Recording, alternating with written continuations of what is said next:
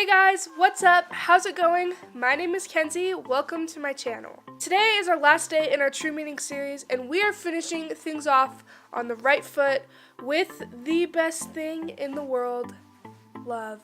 Now, talk about a word that we hear all the time.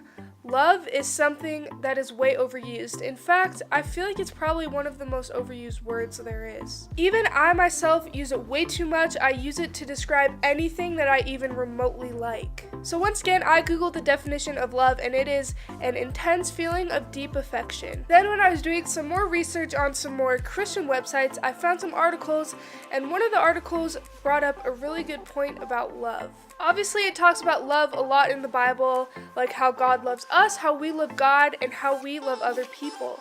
And one of the articles that I was reading brought up a good point about how true Christian love for another person is seeing them, seeing their potential, and wanting to do everything that we can to help them get there. And I thought that was interesting because I feel like we all have those people in our lives who we can just really see who they are and see their potential, and we just want to love them as much as we can and help them to be as successful and the type of person that we know they could be.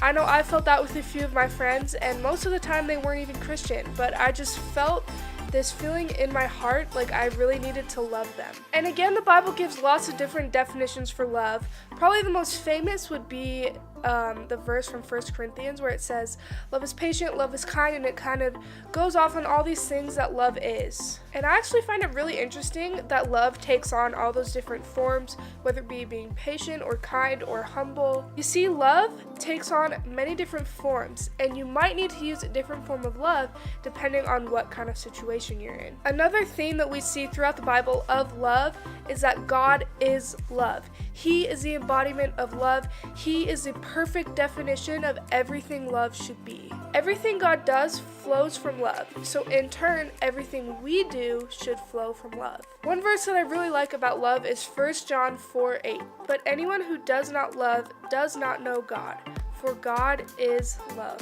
Now, this is a verse I have to remind myself of every day.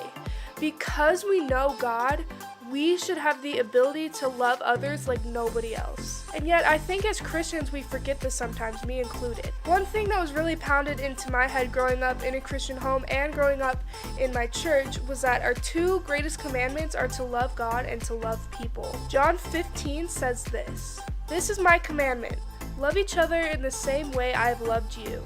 There is no greater love than to lay down one's life for one's friends." Because Jesus gave such a perfect example for love, and because we as Christians know the true definition of love, we should be able to go out and show other people that love in ways that nobody else can. We have God's love in us because of Him. And if we claim to love God, we should also love people. And I think that's something that as Christians we can forget, because there's two sides. You have to love God, but you also have to love people. You can love God as much as you want, but if you don't love people, you really aren't getting the full scope of Christianity. Because we have God's love and God's definition of love in us, we should be patient and kind and humble and not judgmental or mean. We are the best examples of Christ in our world today, so we have to do justice to God's love and show people what it really means. Our first priority as Christians should be to love, and that is something that I'm working on every day. My first instinct is to be disappointed in people or to get annoyed, but if I truly claim to love and know God, I need to show other people the grace and love that God has shown us. And having a good relationship with God is so simple if you boil it down and get back to the basics, which is love.